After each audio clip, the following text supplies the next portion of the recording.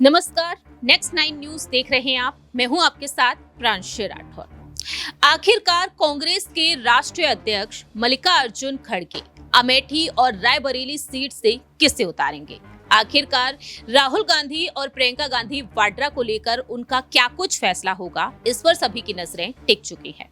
दरअसल आपको बता दें कि वायनाड पर मतदान की प्रक्रिया संपन्न हो चुकी है और अब नजरें टिकी हुई हैं अमेठी और रायबरेली सीट पर, जिन सीटों पर जल्द से जल्द वोटिंग होने वाली है।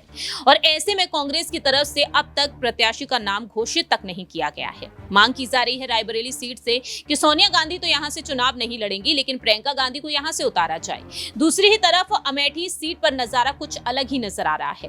राहुल गांधी जो यहां से कई बार जीत हासिल कर चुके हैं और अब राहुल गांधी को लेकर एक बार फिर से मांग उठ रही है, और दूसरी ही तरफ प्रियंका गांधी के पति रॉबर्ट वाड्रा को लेकर भी मांग जारी है। बीते कल कांग्रेस की सीईसी की अहम बैठक हुई। दावे किए गए कि इस बैठक में रायबरेली और अमेठी सीट पर अहम फैसला सुनाया जा सकता है।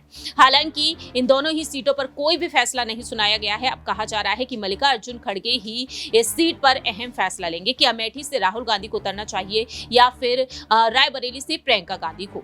इसी पर आज हम चर्चा करेंगे। दरअसल आपको बता दें कि मल्लिकार्जुन खड़गे को लेकर यही कहा जा रहा है कि प्रियंका और राहुल गांधी पर वह अपना अंतिम फैसला जल्द से जल्द सुना सकते हैं। इस पर हम सवाल लेना चाहेंगे हमारे सहयोगी अबरार से कि आखिरकार उनका इस पर क्या कुछ कहना रहेगा। अबरार, जिस तरह से कहा जा रहा है कि खड़गे अब इस सीट पर फैसला लेंगे, अमेठी सीट पर, जहां से स्मृति ईरानी उम्मीदवार है बीजेपी की तरफ से, ऐसे में क्या एक बार फिर से राहुल गांधी उतरेंगे? क्योंकि जिस तरह से कहा जा रहा है कि अमेठी में तैयारियां जोरों शोरों से चल रही हैं। 1 मई को राहुल गांधी नामांकन भर सकते हैं, वह अमेठी जल्द से जल्द पहुंचेंगे और आज भी उनका अमेठी का दौरा बताया जा रहा है। मल्लिकार्जुन खड़गे एक बार फिर से राहुल गांधी को ही आगे करेंगे या प्रियंका गांधी को? देखिए, मुझे लगता है कि कांग्रेस पार्टी ने जो है इस सीट को लेकर के अब तक जो है जिस तरीके से चुप्पी साध रखी है, और जहाँ तक राहुल गांधी के वहाँ से नामांकन करने की बात है, तो ये बिल्कुल भी उनके पक्ष में जाने वाला मामला नहीं है। क्योंकि अमेठी सीट को लेकर के खुद राहुल गांधी कभी भी भर मंचों से इस तरीके की बात जो है वो कहते हुए नज़र नहीं आया कि वो चुनाव लड़ने वाले।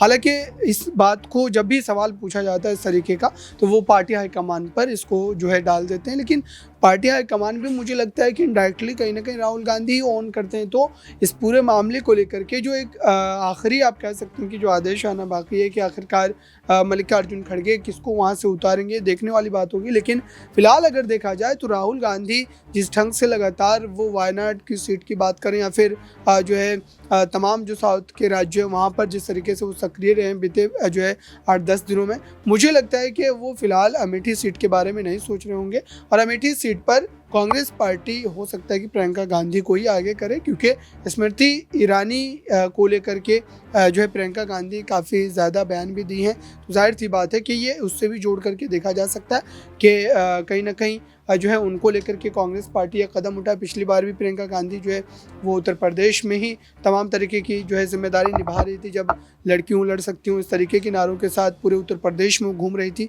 और उत्तर प्रदेश की एक बड़ी जिम्मेदारी पार्टी की तरफ से उनको सौंपी गई थी।